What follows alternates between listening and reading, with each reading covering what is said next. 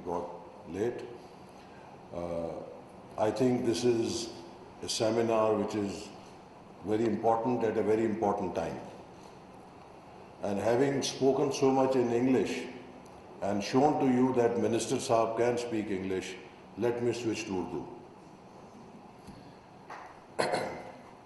آج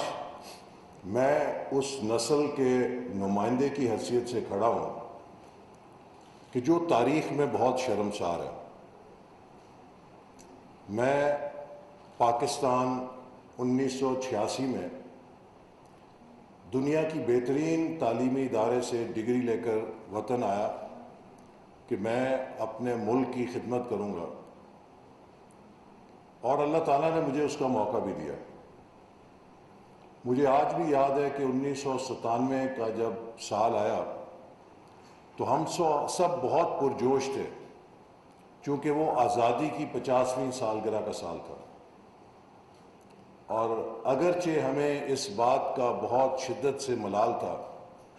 کہ پہلے 50 سالوں میں ہم پاکستان کو سنبھال نہیں سکے، آدھا پاکستان ہم سے جدا ہو گیا ہے، تو ہم بہت پر امید تھے کہ اگلے 25 سالوں کو ہم سنبھال لیں گے. اور مجھے یاد ہے کہ جب اس حکومت میں نے ویژن 2010 بنانے کو عمل کو شروع کیا تو ایک بہت آپٹیمزم کے ساتھ، بہت جوش کے ساتھ ہم نے ویژن 2010 لانچ کیا، جس کا مقصد یہ تھا کہ by 2010 we would like to see Pakistan as a middle income country. لیکن 2 سال کے بعد مارشل لا لگ گیا، وہ ویژن جو ہے اٹھا کے ردی کی ٹوکری میں پھینک دیا گیا، اور اس کے بعد پاکستان پھر ایک جنگ میں ملوث ہو گیا اور ہم دائروں کے سفر میں پھر چلے گئے. مجھے اچھی طرح یاد ہے کہ 99 کے شروع میں نے غالباً یہیں اسی ہال کے اندر اپنی ایک تقریر میں یہ کہا تھا کہ ہمارے اس اسٹڈی کے مطابق 2005 اور 6 کے بعد پاکستان انرجی ڈیفیسٹ کا شکار ہو جائے گا اگر ہم نے اپنی پاور جنریشن کیپیسٹی کو آگمنٹ نہ کیا. کیونکہ 99 میں ہمارے پاس سرپلس بجلی تھی تو ایک بڑی کمپلیسنسی تھی، اور ہم اس وقت انڈیا کو اور ہمسایہ ملکوں کو بجلی بیچنے کی بات چیت کر رہے تھے. تو جب یہ بات میں نے کی تو ہر کوئی پریشان ہوا کہ بھئی آپ کیسے کہہ رہے ہیں، ہمارے پاس تو فالتو بجلی ہے. لیکن پھر ہم نے وہ سال ضائع کیے اور آپ نے دیکھا کہ 2006 کے بعد ہم واقعی توانائی کے بدترین بحران میں گرفتار ہو گئے. پھر ہم بھی باہر ہو گئے اور 2013 میں دوبارہ موقع ملا تو پھر اسی جستجو کے ساتھ، اسی عزم کے ساتھ ایک نئے سفر کا آغاز کیا، اور پورے ملک سے جو سٹیک ہولڈرز ہیں اکٹھے کیے، اور ہم نے ویژن 2025 کی بنیاد رکھی، جس میں کہا گیا کہ ہم 2025 تک پاکستان کو پہلی 25 معیشتوں میں شامل کر کے شاید کچھ ماضی کا قرض اتار سکیں. اور جب ہم نے یہ ویژن دیا تو ملک کے اندر 16 گھنٹے بجلی نہیں ہوتی تھی. کوئی دن نہیں گزرتا تھا کہ خودکش بمبار نہ پھٹے. تو جو اس وقت کے بکرات اور سکرات تھے وہ مذاق اڑاتے تھے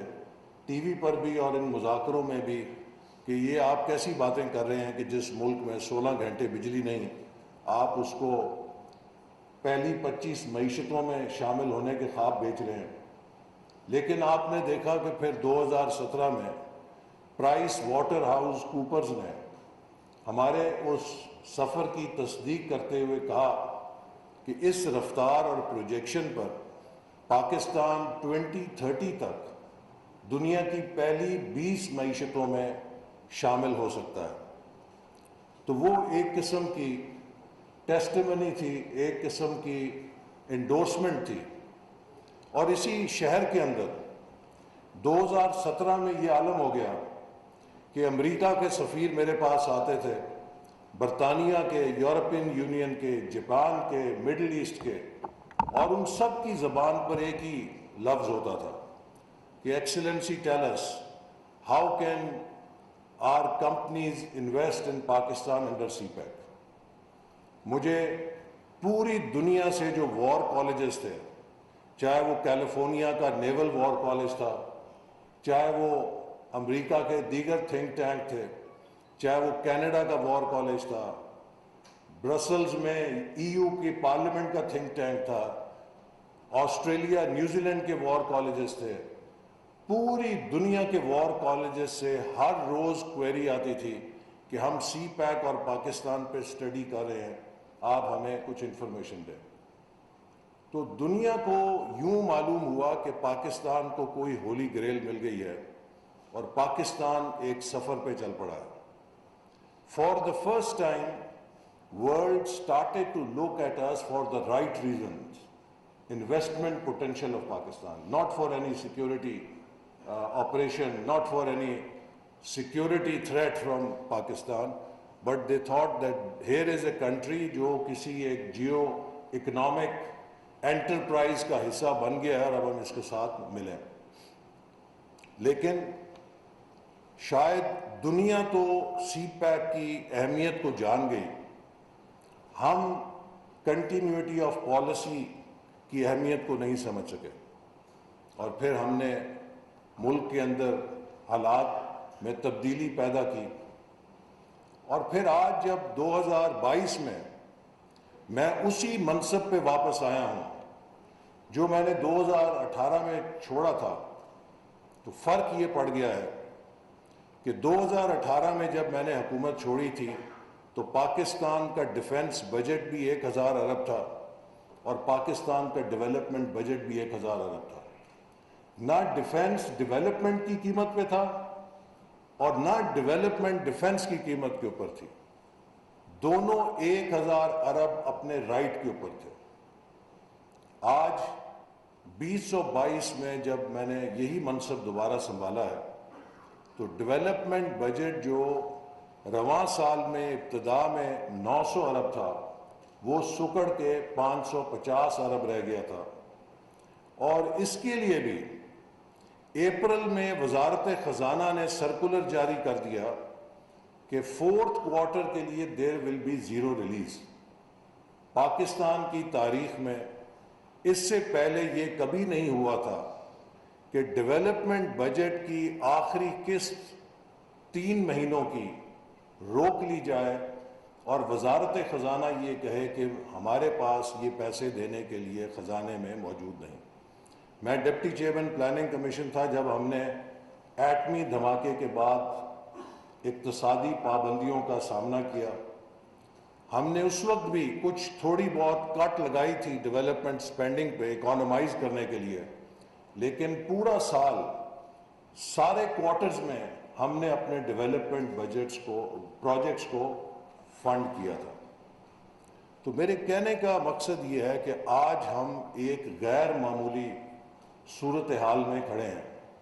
اور میرے جیسے شخص کے لیے کہ جس نے 2 دفعہ پاکستان کی مستقبل کے حوالے سے خواب دیکھے اور ان میں رنگ بھرنے کی کوشش کی، آج جب کہ ہم 75ویں سالگرہ منا رہے ہیں تو 50ویں سالگرہ سے 75ویں سالگرہ کا یہ سفر کوئی بہت تابناک یا حوصلہ افزا نہیں ہے۔ ہم نے پچھلے 25 سال بھی ضائع کر دیے ہیں، اور مجھ سے اگلے دن کسی نے سوال کیا کہ آپ 2023 کو کیسے دیکھتے ہیں، تو میں نے کہا کہ میں 2023 کا اتنا نہیں سوچتا جتنا میں یہ سوچتا ہوں کہ میری اولاد اور ان کی نسل جب 2047 میں پاکستان کے 100 سال پورے ہونے پہ ہماری جگہ کھڑی ہوگی تو کیا وہ بھی ہماری نسل کی طرح شرمسار ہوگی، یا وہ فخر کے ساتھ کہہ سکے گی کہ نو وی میڈ اٹ، اور ہم نے واقعی ملک کو اس راستے پہ گامزن کر دیا جو اس کا حقدار تھا۔ تو آج جب ہم 75ویں سالگرہ کے سال میں کھڑے ہیں تو by no means Pakistanis and Pakistan deserved what we are getting today. ان پچھلے 50 سالوں میں بنگلہ دیش جس کو ہم اپنے اوپر ایک بوجھ سمجھتے تھے، 60s میں I was a school going kid and I remember کہ یہی جب مانسون کا سیزن آتا تھا تو ریڈیو اور پی ٹی وی کے اوپر ماتمی دھنیں لگ جایا کرتی تھیں کہ مشرقی پاکستان میں اپنے سیلاب زدہ بہنوں اور بھائیوں کے لیے صدر کے فنڈ میں دل کھول کے عطیہ دیں. اور یہاں پہ مغربی پاکستان میں عموماً لوگ یہ سوچتے تھے کہ یہ مشرقی پاکستان کے لوگ تو ہم پہ شاید بوجھ ہیں کہ ہر سال ہم انہیں اپنی تنخواہوں سے یہاں سے عطیات دیتے ہیں اور ان کے ہاں سیلاب آتا ہے اور اس کے لیے انہیں ہماری مدد کی ضرورت ہوتی ہے. تو وہ مشرقی پاکستان بھی ان 50 سالوں میں ہم سے آگے نکل گیا اور آج ان کی وزارت اطلاعات بڑے فخریہ انداز میں اپنی 50ویں سالگرہ پہ یہ اشتہار لگاتی ہے کہ ہم نے پاکستان کو ہر سوشل اور اکنامک انڈیکیٹر میں پیچھے چھوڑ دیا ہے.